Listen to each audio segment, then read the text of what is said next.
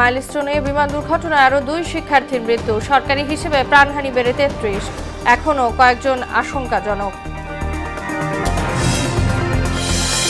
সবার জন্য নিরাপদ দেশ গড়তে চায় জামায়াত, জানালেন শফিকুর। ফিটনেসবিহীন রাষ্ট্র সংস্কারে কাজ করছে এনসিপি, বললেন নাহিদ। দেশ থেকে বৈষম্য দূর না হওয়ায় হতাশ জুলাই যোদ্ধারা, সরকার ও দলগুলোকে কল্যাণমুখী সংস্কারের তাগিদ।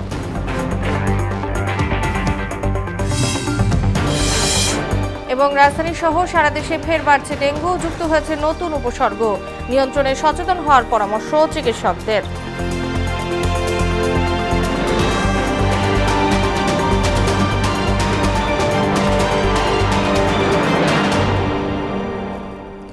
আসসালামু আলাইকুম, সবাইকে মোহনা সংবাদে স্বাগত। শুনছিলেন শিরোনাম, পুরো সংবাদের সঙ্গে আছি তাসনিমা বিনতে তাহের। মাইলস্টোন স্কুল অ্যান্ড কলেজে যুদ্ধ বিমান বিধ্বস্তের ঘটনায় আরও 2 শিক্ষার্থীর মৃত্যু হয়েছে। সরকারি হিসেবে এ নিয়ে প্রাণহানি বেড়ে দাঁড়িয়েছে 33। জাতীয় বার্ন ইনস্টিটিউটে চিকিৎসাধীন এখনও কয়েকজনের অবস্থা আশঙ্কাজনক বলে জানিয়েছেন প্রতিষ্ঠানটির ভারপ্রাপ্ত পরিচালক। এবার আসাদের প্রতিবেদন। মাইলস্টোন স্কুল অ্যান্ড কলেজে যুদ্ধবিমান বিধ্বস্তের ঘটনায় দীর্ঘ হচ্ছে মৃত্যুর মিছিল। সকাল 9:30টার দিকে জাতীয় বার্ন অ্যান্ড প্লাস্টিক সার্জারি ইনস্টিটিউটে মারা যায় 10 বছর বয়সী আইমান। দুপুর 1টার দিকে মৃত্যু হয় 7ম শ্রেণীতে পড়ুয়া মাকিন সরকারের। সরকার হিসেবে এখন প্রাণহানি দাঁড়ালো 33-এ। বার্ন ইনস্টিটিউটের ভারপ্রাপ্ত পরিচালক জানান, এখনও কয়েকজন শিশুর শারীরিক অবস্থা সংকটাপন্ন। তাদের বিদেশে নেয়ার বিষয়ে চীন, সিঙ্গাপুর ও ভারতের চিকিৎসকদের সঙ্গে পরামর্শ করে সিদ্ধান্ত নেওয়া হবে বলে জানান তিনি। ভোর 4:45টার দিকে ওকে আমরা ইনটিউবেশনে দিই। এরপরে সকাল 9:15টার সময় আসলে ওর মৃত্যুটা আমরা নিশ্চিত করতে পারি। আমরা যে প্রোটোকলে চিকিৎসা করছি, ওনারাও আমাদের সঙ্গে একমত পোষণ করেছেন যে এইভাবে যদি আমরা আগাই, যদি আরেকটু তার কন্ডিশন ইমপ্রুভ করে, তাহলে যদি নেওয়ার মতো ব্যবস্থা হয় সেটা তখন বলতে পারবো। সরকারি হিসেবে রাজধানীর বিভিন্ন হাসপাতালে এখনও চিকিৎসাধীন রয়েছে 50 জন। অন্তত 15 জন আমাদের লিস্টে এখন আছে যারা বাড়ি যাবার মতো সুস্থতার পর্যায়ে চলে আসছে। এদিকে দুর্ঘটনায় হতাহতদের স্মরণে বাদ জুমা মসজিদে মসজিদে বিশেষ দোয়া ও মোনাজাত অনুষ্ঠিত হয়। MR আসাদ, মোহনা সংবাদ, ঢাকা। বার্ন ইনস্টিটিউটে দগ্ধদের চিকিৎসার সবশেষ পরিস্থিতি নিয়ে ব্রিফিং চলছে। দর্শক, আমরা সরাসরি চলে যাচ্ছি ব্রিফিংয়ে। আপনারা কি রেডি? লাইভে আছে, কেউ কিন্তু লাইভে আছে। আপনারা কি রেডি? Thank you. আসলে আমরা কিন্তু নামাজের আগে আপনাদেরকে প্রায় পরিপূর্ণভাবেই বলেছি। এটা শুধু রুটিন হিসাবে সংক্ষিপ্ত, জাস্ট যতটুকু আপডেট আছে আমরা ততটুকুই বলবো। বাকি সব কিছুই আপনারা জানেন, আমি রিপিটিশনে যাচ্ছি না। আমাদের সকালবেলায় আমরা বলেছি যে আমাদের আসলে আজকে 2 জন বাচ্চা আমরা আজকে হারিয়েছি 2 জন বাচ্চাকে। সকালে আমরা হারিয়েছি যাকে আইমান, আর আমরা দুপুরের দিকে মাকিনকে হারিয়েছি। তাদের 2 জনকেই আমরা নিজেরা উপস্থিত থেকে, আমি সহ আমার অন্যান্য কলিগরা উপস্থিত থেকে তাদের লাশকে হস্তান্তর করেছে এবং এখান থেকে পাঠানোর যে ব্যবস্থা নিজ নিজ জেলাতে, আইমানের নিজ জেলা হচ্ছে শরীয়তপুরে, তার সকালবেলা উত্তরাতে তার বাসা থেকে ওখানে দাফন করে তারপরে শরীয়তপুরে কবর দেওয়া হবে। এবং ওইখানে আমাদের যে সিভিল সার্জনের যে অফিস আছে তাদেরকেও আমরা জানিয়ে দিয়েছি, তারা বাকি ব্যবস্থাটা করবেন। মাকিনের ব্যাপারেও আমি নিজে উপস্থিত থেকে তার লাশ হস্তান্তর করেছি এবং গাজীপুরের সিভিল সার্জনকে বলে দেওয়া হয়েছে উনি তাদের যাতে ভালোভাবে কবরের ব্যবস্থা করা যায় সেটা করবেন উনি। আর সব মিলিয়ে আমাদের আজকের রোগী এই মুহূর্তে ভর্তি আছে 40 জন। এই 40 জনের মধ্যে এই মুহূর্তে আমাদের ক্রিটিক্যাল পেশেন্ট আছে 5 জন, সিভিয়ার পেশেন্ট আছে 10 জন, আর ইন্টারমিডিয়েট গ্রুপে আছে 25 জন। তো এই ইন্টারমিডিয়েট গ্রুপে যে 25 জন আছে তাদের মধ্যে আমরা 10 জনকে পোস্ট অপারেটিভে রেখেছি, আর বাকি 15 জনকে আমরা কেবিনে শিফট করেছি। এই যে কেবিনে শিফট করেছে, আজকে ছুটির দিন এবং আজকে আমরা ভালো করে দেখে নিয়ে আগামীকাল থেকে হয়তো আগামীকাল আমাদের প্ল্যান আছে 4 থেকে 5 জন রোগীকে আমরা ছুটি দিয়ে দেব এবং পরবর্তীতে আরও প্রতিদিনই আমরা কিছু সংখ্যক রোগীকে ছুটি দিতে পারবো বলে আমরা আশা করছি। এর মধ্যে একটা ভালো খবর আছে আমাদের যে ভেন্টিলেশনে ছিল যে কয়জন, তাদের মধ্যে 2 জনকে আমরা টিউবে আছে কিন্তু তারা সজাগ অবস্থায় নিজেরা নিঃশ্বাস নিতে পারছে। অর্থাৎ এই উন্নতির জায়গাটা আমরা পেয়েছি গতকাল থেকে আজকে। যদিও আমরা 2 জনকে হারিয়েছি, কিন্তু আমরা আগেই আপনাদেরকে বলেছিলাম যে আমাদের রোগীদের অবস্থান প্রতি মুহূর্তে পরিবর্তন হয়, সেই অনুযায়ী এই পরিবর্তনগুলো দেখছিলেন বার্ন ইনস্টিটিউটের ব্রিফিং। যাচ্ছি পরবর্তী সংবাদে। অন্তর্বর্তী সরকারের কোনো কাজ জনগণের কাছে দৃশ্যমান নয় বলে অভিযোগ করেছেন বিএনপির স্থায়ী কমিটির সদস্য গয়েশ্বর চন্দ্র রায়। প্রশিক্ষণ বিমানটি কেন জনবহুল এলাকায় উড়ানো হলো সেই প্রশ্নও রাখেন তিনি। উত্তরায় মাইলস্টোনের বিমান দুর্ঘটনায় নিহত শিক্ষার্থী নুসরাত জাহান আনিকার পরিবারকে সহমর্মিতা জানাতে গিয়ে এসব কথা বলেন গয়েশ্বর। এ সময় কান্নায় ভেঙে পড়েন আনিকার পরিবারের সদস্যরা। তানজিদ ভুঁইয়ার প্রতিবেদন। আমার মেয়ে আমি মাইনে দিতে পারতেছি না। মাইলস্টোনের 3য় শ্রেণীর শিক্ষার্থী নুসরাত জাহান আনিকার বাবা মায়ের চোখের জল আর আর্তনাদি বলে দেয় কি হারিয়েছেন তারা। আমার মেয়ে এত কষ্ট করছে, আমার মেয়ে এত কষ্ট করে দুধে ছেড়ে গেছে, আমি এটা কিছুতে মাইনে দিতে পারতেছি না। কিভাবে তারা এই শোক সইবেন তা বলার ভাষা যেন কারোরই নেই। আমার মেয়ে অনেক রক্ষী ছিল, আমি সবসময় আমার সাথে সাথে থাকতাম। আমরা শক্ত বিচার চাই, অনেক কষ্ট করছে, অনেক কষ্ট। কোশ্চিন করতে না গেলাম, পরীক্ষা পাস করতে দেয় না, খাইতেও পারে না আমার সোনা পাখি। আমার মেয়ে কলিজার টুকরা ছিল, অনেক আদরের। স্কুল থেকে এসে খেলাধুলা করতেছে, স্মৃতিগুলো চোখের সামনে বাসে। আমার যত আনিকার পরিবারকে সহমর্মিতা জানাতে এসে বিএনপির স্থায়ী কমিটির সদস্য গয়েশ্বর চন্দ্র রায় বলেন, সমন্বয়হীনতার অভিজ্ঞতার অভাবে নানা বিতর্কে জড়িয়ে পড়ছে অন্তর্বর্তী সরকার। সরকার প্রকৃতভাবে তো সরকার চালাচ্ছে না, সরকারের মধ্যে সমন্বয়হীনতা আছে, অভিজ্ঞতারও ঘাটতি আছে। সত্যিকার হতে অ্যাসার্ট করতো সরকার পরিচালনার ক্ষেত্রে, তাহলে অনেক বিতর্কের জন্ম দিত। একটা নির্বাচিত সরকারের দায়বদ্ধতা থাকে, কিন্তু অনির্বাচিত সরকারের দায়বদ্ধতা থাকে না। এ সরকারের কোনো কাজই জনসম্মুখে দৃশ্যমান নয় বলেও অভিযোগ করেন তিনি। যেই দায়িত্ব আছে নিচ থেকে উপর পর্যন্ত সরকারের উপদেষ্টার বাইরেও তারও অফিস আদালত সঠিকভাবে করে কিনা এ ব্যাপারে সন্দেহ আছে। দীর্ঘদিন 17 বছরের যে দুর্নীতি ধারাবাহিকতা এখনো চলমান। নির্বাচন যত বিলম্ব হবে সরকার ততই প্রশ্নের মুখে পড়বে বলেও মন্তব্য করেন এই বিএনপি নেতা। প্রকৃত অর্থে জনগণের নির্বাচিত প্রতিনিধি দ্বারা সরকার গঠিত না হওয়া পর্যন্ত যত বিলম্ব হবে তত নানা ধরনের জটিলতা থাকবে। তানজিদ ভুঁইয়া, মোহনা সংবাদ, ঢাকা। গত 54 বছরে দেশের কোনো নাগরিকের প্রতি অবিচার করেনি জামায়াত। মহানগর দক্ষিণ জামায়াতের রোকন সম্মেলনে এমন দাবি করেছেন দলের আমির ডাক্তার শফিকুর রহমান। দল ও জাতির সংকটে জামায়াতের কোনো নেতা দেশ ছেড়ে পালায়নি বলেও জানান তিনি। আরও জানাচ্ছেন ওবায়দুল হক মারুফ। এবং আল্লাহর উপর ভরসা করে আল্লাহর সাহায্য নিয়ে রাজধানীর চীন মৈত্রী সম্মেলন কেন্দ্রে জামায়াত ইসলামী ঢাকা মহানগর দক্ষিণের রোকন সম্মেলন। এতে সভাপতিত্ব করেন দক্ষিণের আমির নুরুল ইসলাম বুলবুল। সার্বিকভাবে সহযোগিতা করেছেন, এই জন্য আপনাদের প্রতি আন্তরিকভাবে কৃতজ্ঞতা জানাচ্ছি। জামায়াতের কোনো নেতাকর্মীর বিরুদ্ধে ভিন্ন ধর্মাবলম্বীদের সম্পদ দখল কিংবা নির্যাতনের কোনো অভিযোগ নেই দাবি করে দলটির আমির বলেন, জামায়াত যেভাবে দল নিয়ন্ত্রণ করছে সেভাবে দেশও নিয়ন্ত্রণ করতে পারবে। আমরা আশা করি এই দলের হাতে আল্লাহ যদি দেশ পরিচালনার দায়িত্ব দেন, এখন আমরা দল নিয়ন্ত্রণ করেছি, আমরা ইনশাআল্লাহ দেশও নিয়ন্ত্রণ করতে পারব। আমরা যখন নিজেরা ঘুষ খাবো না, যখন চাঁদা দাবি করব না, যখন আমরা দখলদারিতে যাব না, তখন আশা করি বাকি সকলে বার্তা পেয়ে যাবেন এবং সকলের কান খাড়া হয়ে যাবে। চাকরি, ব্যবসা সহ সব ক্ষেত্রে নারীরা সমাজ ও দেশের উন্নয়নে ভূমিকা রাখবে জানিয়ে ডাক্তার শফিক বলেন, তাদের জন্য নিরাপদ পরিবেশ নিশ্চিত করবে জামায়াতে ইসলামী। আমাদের মা বোনরা ঘর থেকে বের হয় না, সমাজের বিভিন্ন পেশায় তারা কাজকর্ম করে না, আত্মীয় স্বজনের বিপদ আপদ হলে তারা দৌড়ে যায় না, তারা সমাজের উন্নয়নে অবদান রাখে না, তারা শিক্ষা প্রতিষ্ঠান, সর্বোচ্চ শিক্ষা প্রতিষ্ঠানে গিয়ে লেখাপড়া করে না, তারা লেখাপড়া করায় না, সবই করে।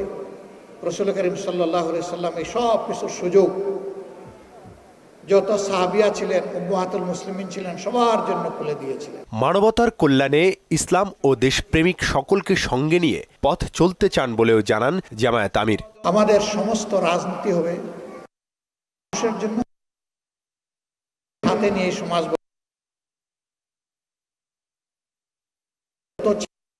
যেন সব। ওবায়দ মারুফ, মোহনা সংবাদ, ঢাকা। শেখ হাসিনার চাপিয়ে দিয়ে যাওয়া ফিটনেসবিহীন রাষ্ট্র সরকারের কাজ করছে এনসিপি, জানালেন দলের আহ্বায়ক নাহিদ ইসলাম। দুপুরে সুনামগঞ্জ শহরের আলফাত স্কোয়ারে পথসভায় তিনি একথা বলেন। মুজিববাদকে আর মাথাচাড়া দিয়ে উঠতে না দেওয়ার আহ্বানও জানান নাহিদ। এর আগে জুলাই আন্দোলনে নিহত ও আহতদের পরিবারের সাথে দেখা করেন তিনি। সমাবেশে মুজিববাদের হাত থেকে মুক্তিযুদ্ধের আদর্শকে রক্ষা করতে সবার প্রতি আহ্বানও জানান এনসিপি আহ্বায়ক। আমরা এমন একটা দেশে বসবাস করি যেখানে মানুষেরও ফিটনেস থাকে না, রাষ্ট্রেরও ফিটনেস থাকে না। শেখ হাসিনা একটা ফিটনেসবিহীন রাষ্ট্র আমাদের উপরে চাপিয়ে দিয়ে গিয়েছে, এই প্রজন্মের উপরে চাপিয়ে দিয়ে গিয়েছে। আমরা বলেছি এই প্রজন্ম, আমরা ভবিষ্যৎ প্রজন্মের জন্য একটা ফিটনেসবিহীন রাষ্ট্র দিয়ে যেতে পারি না। এবার জুলাই গণ অভ্যুত্থান নিয়ে আমাদের বিশেষ আয়োজন রক্তাক্ত জুলাই।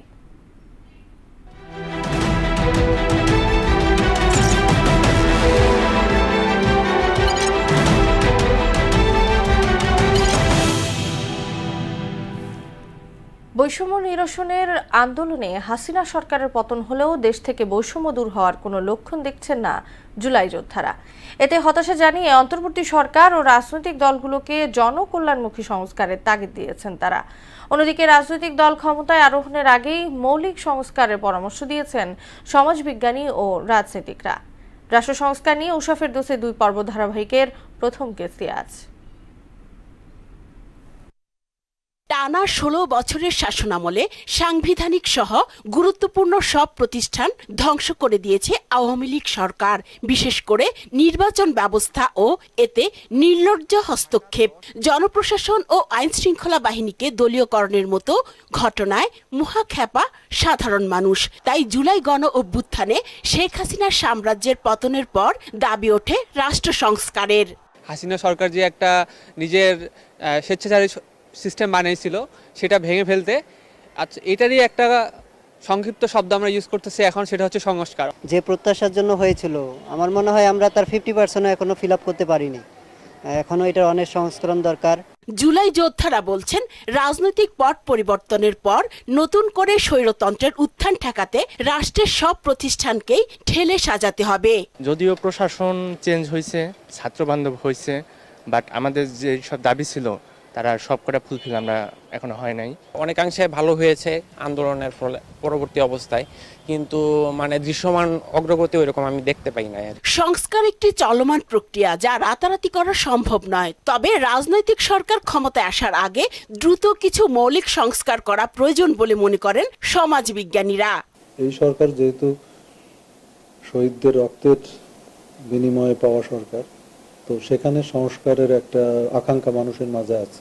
5-6টা সংস্কার কমিশন করা হয়েছে এবং তারা তাদের রিপোর্ট দিয়েছে, এবং এই রিপোর্টগুলোর মাধ্যমে আমরা আমাদের যে বাংলাদেশ যে এতদিন যে একটা বিভিন্ন যে সমস্যায় ভুগছিল সেগুলো কিন্তু আমরা এখন জানি আগের থেকে। রাজনীতিবিদদের মতে স্বাধীনতার 55 বছরে যা করা সম্ভব হয়নি, জুলাই গণ অভ্যুত্থানের পর রাষ্ট্র সংস্কারের সেই দাবি বাস্তবায়নের এখনই উপযুক্ত সময়। বাংলাদেশের ইতিহাসের সবচেয়ে উত্তম একটি সময় আমরা পাস করছি। এ সময় মৌলিক বিষয়গুলোতে সংস্কার অত্যন্ত জরুরি, বিশেষ করে আমাদের রাজনীতি, আমাদের শাসন নীতি, আমাদের ক্ষমতার ব্যালেন্স, অর্থনীতি, দুর্নীতির ব্যাপারে সব বিষয়ে আমাদের এখানে একটা মৌলিক সংস্কার আনতে হবে। দল নিরপেক্ষ ও জনকল্যাণমুখী সংস্কার সাধনে অন্তর্বর্তী সরকারকেই উপযুক্ত বলে মনে করেন জামায়াতের নায়েবে আমির। উষা ফেরদৌস, মোহনা সংবাদ, ঢাকা। এবার অন্য প্রসঙ্গ। রাজধানী সহ সারা দেশে ফের বাড়ছে ডেঙ্গু সংক্রমণ। জ্বর, মাথা ব্যথা আর শরীর ব্যথা নিয়ে হাসপাতালে আসছেন আক্রান্তরা। এবছর ডেঙ্গুর নতুন উপসর্গ দেখা দিয়েছে বলে জানালেন কুর্মিটোলা জেনারেল হাসপাতালের জুনিয়র কনসালটেন্ট ইয়াসমিন আক্তার। এই উপসর্গ মস্তিষ্ককে আক্রান্ত করে রোগীর সংকট বাড়িয়ে দেয় বলে জানান তিনি। ডেঙ্গু নিয়ন্ত্রণে সবাইকে সচেতন হওয়ার আহ্বানও জানান এই চিকিৎসক। সুরাইয়া মুন্নির রিপোর্ট। মশাবাহিত রোগ ডেঙ্গু। এই রোগে আক্রান্তের হার দিনকে দিন বেড়েই চলছে। বর্ষাকালে চারিদিকে পানি জমে থাকায় মশার প্রজনন বাড়ায়, ডেঙ্গু সংক্রমণও বেড়ে যায়।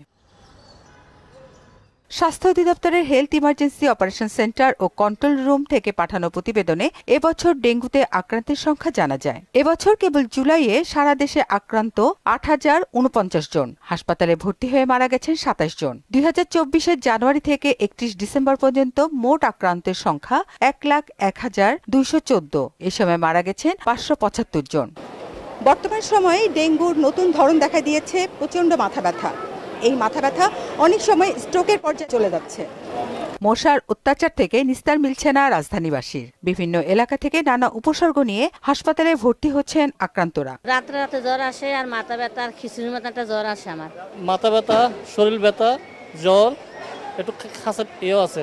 হাত ব্যথা ছিল, মাথা ব্যথা ছিল, জ্বর তো ছিলই। জ্বর, ঠান্ডা, কাশি, বুকে ব্যথা, কাশি দিলে বুক ব্যথা করে। জ্বর, শরীরে ব্যথা, পুরো শরীর অবশ হয়ে যায়। 10 দিন আগে জ্বর হয়েছিল, এখন জ্বর নাই, আপাতত শুধু শরীর ব্যথা। প্রতিদিনই ডেঙ্গু পরিস্থিতির অবনতি হচ্ছে উল্লেখ করে এই নতুন উপসর্গ মস্তিষ্ককে আক্রান্ত করে রোগীর সংকট বাড়িয়ে দিচ্ছে বলে জানালেন এই চিকিৎসক। ডেঙ্গু হচ্ছে ব্রেনকে ইফেক্ট করছে, যার ফলে রোগীতে কিছু খিঁচুনি জাতীয় রোগ হচ্ছে, যেটাকে আমরা ডেঙ্গু এনকেফালাইটিস বলে থাকি।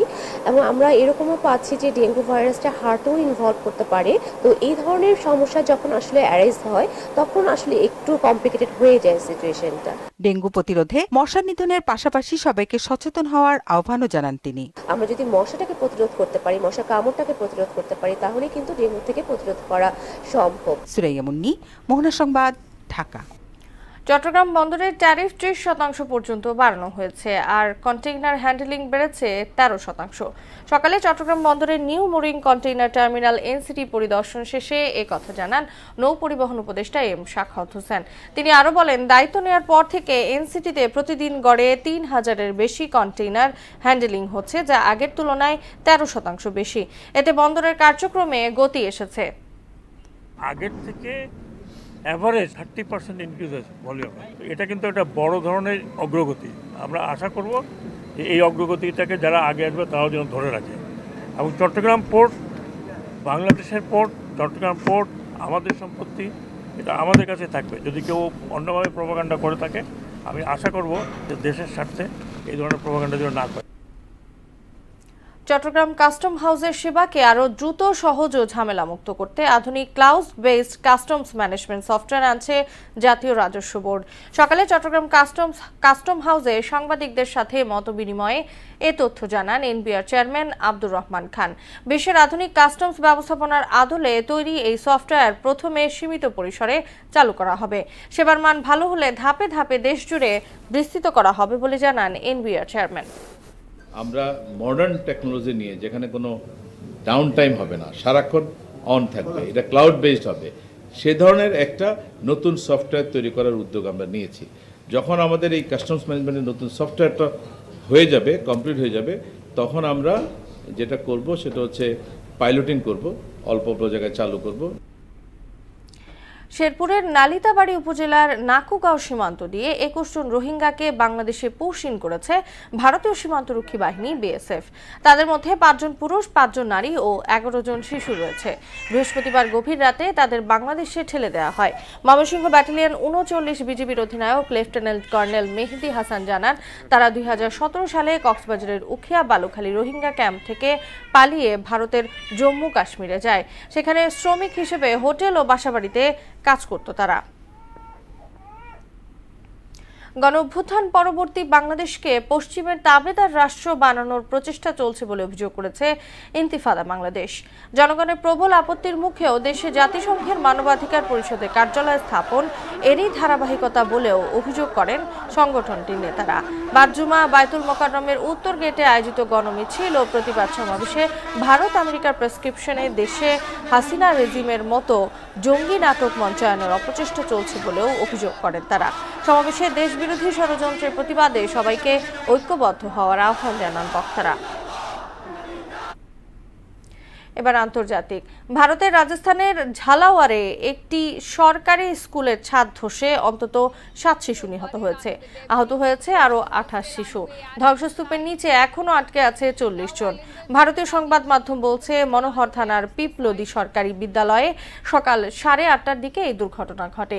একতলা ভবনের ছাদ ধসের সময় শিক্ষক ও কর্মচারী ছাড়াও ক্লাসের ভেতরে প্রায় 60 জন শিশু ছিল। এদিকে সিরিয়ার উত্তর পশ্চিমাঞ্চলে একটি অস্ত্র গুদামে ভয়াবহ বিস্ফোরণে প্রাণ গেছে 12 জনের। এতে আহত হয়েছে 157 জন। বিস্ফোরণের কারণ সম্পর্কে এখনও কিছু জানা যায়নি। ভারতীয় ফুটবল দলের কোচ পদে আবেদন করলেও অর্থাভাবে বার্সেলোনার সাবেক কোচ জাভি হার্নান্দেজকে নেওয়া সম্ভব হয়নি বলে জানিয়েছে দেশটির ফুটবল নিয়ন্ত্রক সংস্থা এআইএফএফ।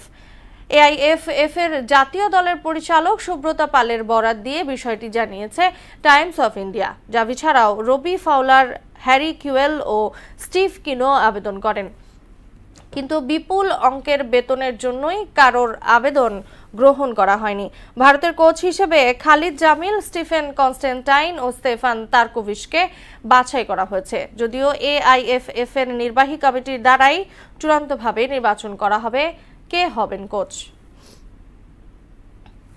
শেষ করব মোহনা সংবাদ। যাবার আগে নামগুলো জানিয়ে দিচ্ছি আরো।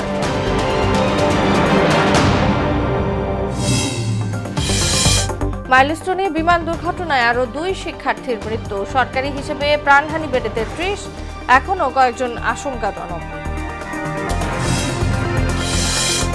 সবার জন্য নিরাপদ দেশ করতে চায় জামায়াত, জানালেন শফিকুর।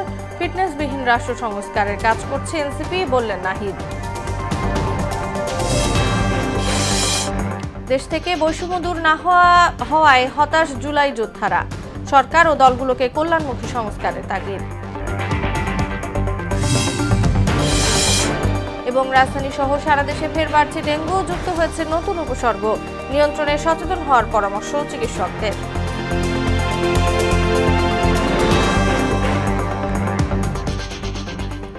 এই ছিল মোহনা সংবাদে। পরবর্তী সংবাদ রাত 9টায়, এর আগে সন্ধ্যা 7টার দেখবেন সংবাদ এক নজরে।